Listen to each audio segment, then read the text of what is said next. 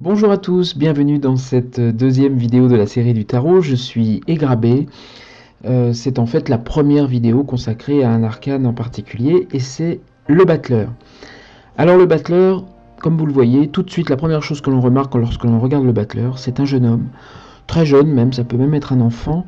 On voit qu'il est vraiment habillé de couleurs chatoyantes, hein. Il y a du vert, il y a du jaune, il y a du bleu, il y a du rouge, il y a du doré, il y a du bleu ciel, il y a du bleu foncé, il y a plein de couleurs. Même sa table est colorée. Et on verra très vite que dans les tarots, les couleurs ont une grande importance, hein. On les devine d'ailleurs, hein. On imagine tout à fait que le rouge va signifier quelque chose de très actif, et le bleu plutôt quelque chose d'un peu plus passif, d'un peu plus intérieur. Et la couleur chair, hein, de son visage est la même que la table d'ailleurs, que vous remarquez là. La couleur chair, c'est la matière vivante.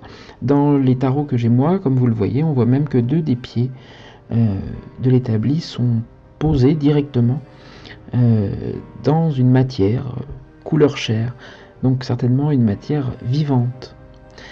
C'est très important. On voit que ses chaussures sont rouges, hein, ce qui signifie que c'est un être actif, un être qui se déplace vite. Là, dans cette carte, il est pourtant immobile, mais ses bras sont mobiles. On voit tout à fait qu'il est en train de bouger. Il tient dans sa main gauche un bâton et dans sa main droite un denier. On voit tout à fait le monde émotionnel et physique dans ses deux mains, hein. Le bâton et le denier, émotionnel et physique. Le bâton et le denier, bien sûr, on les retrouvera dans les arcanes mineures plus tard. Ce sont deux valeurs des familles des arcanes mineures. Sur sa table, on cherche un petit peu et on regarde s'il y a les autres valeurs de ces familles-là. Et je remarque 2 petits couteaux. Donc un doit certainement être une épée, une petite épée. On retrouve là la 3e famille. Pour les amateurs de magie, hein, il y a 2 couteaux, donc il y a certainement une petite boline aussi à côté de la tamée, représentée ici. On remarque des dés, alors ça c'est pas la 4e famille, ça doit être un symbole certainement de hasard, de chance, puis également de jeu, hein, la vie est un jeu.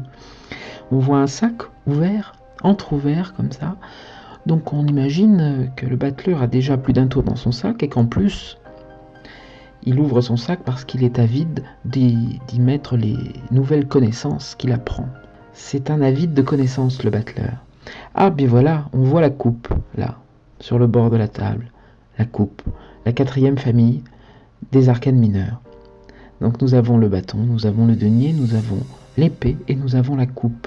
Donc il nous annonce déjà, ce petit battleur, ce qui va se passer dans les tarots qui suivent. Alors c'est la première lame, c'est le premier arcane des tarots de Marseille, c'est le numéro 1. Certains placent le mat avant lui.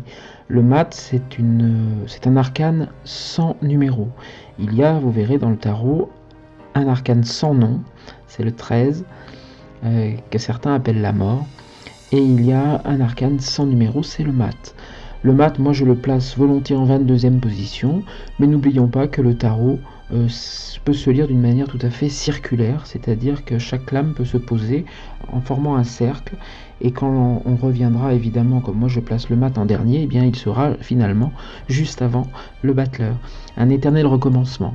Peut-être d'ailleurs symbolisé par son chapeau. Regardez ce 8, ce grand 8 là, symbole d'infini, donc d'éternel recommencement, peut tout à fait nous indiquer cela. On voit au-dessus du chapeau d'ailleurs que son chapeau dépasse de la carte. Il y a une partie du chapeau que l'on n'aperçoit pas. Alors dans les tarots, évidemment, cette subtilité-là, tout ce qui est en haut de la carte va signifier le contact avec le divin, avec le spirituel. Et là, on voit que son chapeau est complètement en contact avec ce spirituel-là. Ça nous est indiqué par ce chapeau qui dépasse. Tout ce qui est en bas est très terrestre. Là, on voit que ses 2 pieds sont posés bien à plat au sol, bien posés, bien fixes, bien écartés, bien centrés. Par contre, on remarque des petites clochettes déjà, qui peuvent signifier que ce battleur, il n'est pas très discret, que quand il se déplace, on l'entend venir, qu'il veut qu'on sache qu'il est là, hein, il veut se montrer. Ça peut parler dans une divination, quand ces petits grelots-là nous sautent aux yeux. Ça peut signifier que, voilà, je fais un petit peu de bruit, j'aime bien qu'on sache que je suis là, quoi. On voit ces belles chaussures rouges, mais une très dirigé vers la gauche et l'autre très dirigé vers la droite. Petite instabilité, il ne sait pas trop dans quelle direction il doit aller. D'ailleurs, son regard part vers la gauche de la carte. Dans le tarot, évidemment, tout ce qui est à gauche va plutôt concerner le passé, tout ce qui est à droite va plutôt concerner l'avenir. Je résume bien sûr, ça revêt d'autres valeurs que celle-ci également. Mais évidemment, un jeune homme comme ça, très très jeune, sa question principale c'est d'où je viens. D'où son regard dirigé vers le passé. Il n'est pas encore assez riche d'expérience pour se poser trop de questions quant à son avenir. Et bien sûr, pour revenir sur l'épée un instant qu'il y a sur son établi, comme le bâton et le denier symbolisaient l'émotionnel et le physique, l'épée symbolise le plan intellectuel. Tout ça est très résumé. Vous verrez dans la partie consacrée aux arcanes mineurs, j'élargirai beaucoup ce concept-là. Et la coupe, le plan affectif. On remarque bien sûr, pour revenir également à son petit chapeau, que sur l'arcane du battleur du tarot du bois secret, que je présente ici, on remarque bien sûr une similitude. Il y a cette sorte d'énergie lumineuse qui semble entrer dans son crâne. Autrement, bien sûr, vous voyez sur le tarot du bois secret, on voit tout à fait son établi. Évidemment, c'est beaucoup plus stylisé, donc moi j'y vois un peu l'épée, j'y vois la coupe également. Voilà, le hasard est un petit peu plus difficile à trouver, mais c'est pour ça que quelque part quand on débute les tarots, il vaut mieux commencer avec un jeu plutôt classique avant de se lancer dans un jeu plus compliqué, parce que les symboles sont évidemment plus masqués dans le tarot du bois secret que dans le tarot classique. Et effectivement, les symboles, ils existent dans ce tarot classique, ils sont très nombreux. Il y a beaucoup de choses, il y a même des erreurs. Si vous regardez sa main, la main qui tient le bâton, si vous la regardez de près et vous comptez ses doigts, vous en trouverez certainement 6. Alors, c'est difficile à voir, il y en a un, on ne sait pas trop si c'est une partie de sa main ou si c'est un 6e doigt. Alors, est-ce une erreur? Est-ce fait exprès?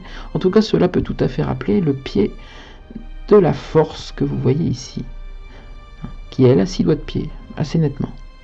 Alors, quel rapport y a-t-il entre la main gauche du battleur, celle qui est liée évidemment à l'émotionnel, et le pied de la force?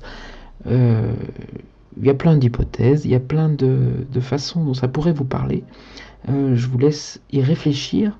Et voilà, ça fait partie des questions très importantes des tarots. C'est-à-dire la question en elle-même, la réponse en elle-même n'est pas si essentielle.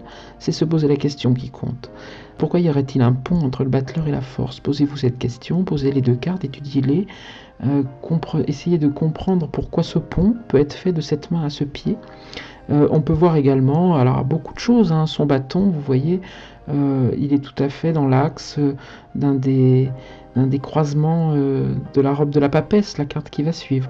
Bon, il y a beaucoup de choses, il y a beaucoup de symboles. Entre ses jambes, on voit cette petite herbe qui est là, qui est jaune, qui est posée au milieu. Alors le jaune va symboliser souvent des choses qui sont un peu liées au divin. C'est une herbe où c'est finalement, si c'était une trouée, une déchirure de l'espace-temps derrière le battleur, si on pouvait écarter ce rideau finalement, que trouverait-on derrière? Peut-être la force. Allez savoir. Alors voilà pour la description du battleur. Il y a évidemment beaucoup de choses à dire, il y a beaucoup de choses que je n'ai pas dites, et voilà, un arcane nécessite des heures d'études et on en découvre toujours, tous les jours. On apprend tout le temps en étudiant, finalement, dans des nouveaux bouquins, dans des vidéos. Moi, j'apprends très souvent des nouvelles choses, des questions que je ne m'étais pas posées, auxquelles je n'avais pas pensé. Mais là, on a fait à peu près le tour du principal, on va dire. Le battleur, donc évidemment, c'est une lame qui va symboliser le commencement. Avant tout, c'est une carte qui montre un esprit créateur, créatif. C'est quelqu'un qui est appelé à s'élever. C'est les premiers pas. Dans un tirage, ça va souvent symboliser la jeunesse, le début de quelque chose, la nouveauté. Ça peut symboliser la naissance également. C'est une ouverture d'esprit, c'est la persuasion, c'est la vigueur. C'est quelque chose qui peut faire penser que des idées confuses prennent forme, se solidifient, se matérialisent, si vous voulez. C'est un être matériel, le battleur. Ce sont des événements favorables qui démarrent, en fait. Dans un sens plus négatif, eh bien sûr, le petit battleur, là, avec son sac ouvert, à moitié vide, on sent qu'il a besoin d'expérience. Donc c'est quelqu'un qui est encore un peu immature. Donc ça peut très vite symboliser l'infantilisme, l'immaturité, quelqu'un d'inadapté, peut-être même un peu quelqu'un de prétentieux avec ces petits grelots là. Hein, c'est ce que je disais déjà tout à l'heure. Donc voilà, pour le battleur, carte voilà, d'imagination, d'humanité. Donc voilà, c'est quelqu'un d'original, ce battleur, c'est quelqu'un d'excité et d'excitant. C'est quelqu'un qui est capable de beaucoup de choses, y compris de mentir un peu aussi, comme mentent les enfants. C'est une carte aussi qui peut nous parler des drogues, des substances, des choses qui font que on se laisse aller à des magies un peu... vous me comprenez. Voilà, c'est la force créatrice, cette carte. C'est une belle carte qu'on a plaisir à retrouver. Très souvent, je compare les lames à des amis. Le battleur, quand je le retrouve, ça me fait plaisir. C'est mon petit cousin, quoi, qui est tout mignon, tout marrant, plein de pétillance et qui est très drôle, quoi. Voilà. C'est le battleur. Je vous invite à poursuivre avec la deuxième vidéo consacrée spécifiquement aux arcanes majeures. Cette vidéo, eh bien on va en faire 4 dans cette vidéo. On va faire 2 couples. La papesse, l'impératrice, l'empereur et le pape. 2 couples majeurs du tarot de Marseille. Il y a un 3e couple dans le tarot de Marseille. C'est le soleil et la lune.